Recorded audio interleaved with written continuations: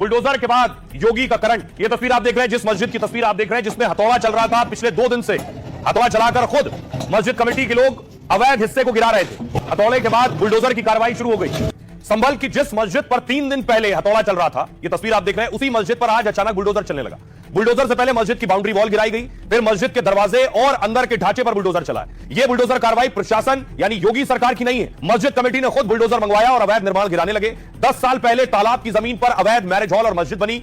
2800 वर्ग मीटर पर बने मैरिज हॉल को पहले ही 4 बुलडोजर ने गिराया। 510 वर्ग मीटर पर बनी मस्जिद को हटाने के लिए 4 दिन की मोहलत दी गई थी। मस्जिद कमेटी ने इसे लेकर इलाहाबाद हाईकोर्ट में याचिका लगाई, लेकिन अदालत से याचिका खारिज होते ही कमेटी ने मस्जिद के अवैध हिस्से को हटाने की प्रक्रिया शुरू की। 15 से 20 मजदूरों को पहले हथौड़े और औजार से मस्जिद तोड़ने के लिए लगाया, लेकिन घंटों की मशक्कत के बाद भी जब मस्जिद के हिस्से नहीं टूटे तो अवैध मस्जिद को तोड़ने के लिए खुद बुलडोजर को बुला लिया गया और माहौल न बिगड़े इसके लिए संभल में भारी पुलिस बल भी तैनात किया गया था, क्योंकि मस्जिद के बाद संभल में 80 घरों पर भी बुलडोजर चल सकता है। दरअसल तालाब की 8 बीघा सरकारी जमीन पर करीब 80 घर बने हुए हैं। प्रशासन ने इन अवैध घरों को खाली करने का नोटिस चस्पा कर दिया है। 15 दिन के अंदर घर खाली ना करने पर बुलडोजर चल सकता है। बरेली में बवाल के आरोपी और तौकीर के करीबी पर बुलडोजर चला। डॉक्टर नफीस के मैरिज हॉल पर लगातार दूसरे दिन बुलडोजर की कार्रवाई हुई।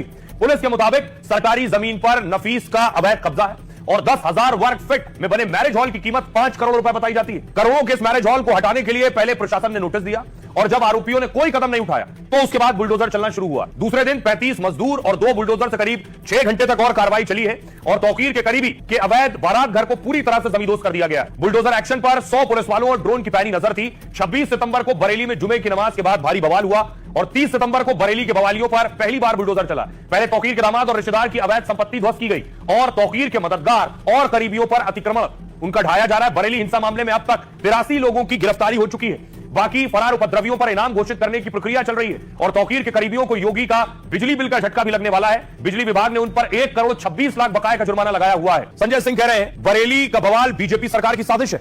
असली मुद्दों से ध्यान भटकाने के लिए उत्तर प्रदेश में मुसलमानों के घरों पर बुलडोजर चलाया जा रहा है और सुप्रीम कोर्ट के आदेशों की धज्जियां उड़ाई जा रही हैं। साथ ही बीजेपी के सांसद कह रहे हैं प्रवीण खंडेलवाल, जब परिस्थितियां हाथ से बाहर निकल जाएं तो बुलडोजर ही वो भाषा है जिसे अच्छे से अच्छा और टेढ़ा आदमी भी उसको समझ जाता है। इमरान मसूद कह रहे हैं यूपी सरकार एक तरफा कार्रवाई कर नफरत फैला रही है। कांवड़ पर जो उत्पात मचा था उस पर तो हाथ नहीं लगाया और मोहम्मद का पोस्टर लगाया तो टांगे तोड़ दी। नफरत वाली ये कार्रवाई सरकार को भारी पड़ेगी। सिद्धार्थ नाथ सिंह कह रहे हैं आरोपी चाहे किसी भी धर्म का हो, यूपी में जिसने भी साजिश की है या फिर माहौल बिगाड़ा है उन सब पर कानून के मुताबिक कार्रवाई हो रही है। अखिलेश यादव कह रहे हैं बीजेपी सरकार अपनी नाकामी छिपाने के लिए तानाशाही कर रही है। सरकार अपनी तानाशाही से संविधान की मूल भावना पर प्रहार कर रही है। दिनेश शर्मा कह रहे हैं विपक्षी दल बरेली यात्रा के नाम पर ड्रामा कर रहे हैं। वो सद्भाव या शांति के लिए नहीं भड़काने जा रहे थे, वो हिंसा और बवाल की आग में घी डालना चाहते हैं। बरेलवी कह रहे हैं भारत का मुसलमान भी अपनी सरजमी से प्यार करता है और किसी को अपना दुश्मन नहीं मानता है। आरएसएस को भी हम अपना दुश्मन नहीं मानते। आरएसएस से अपील है कि वो मुसलमानों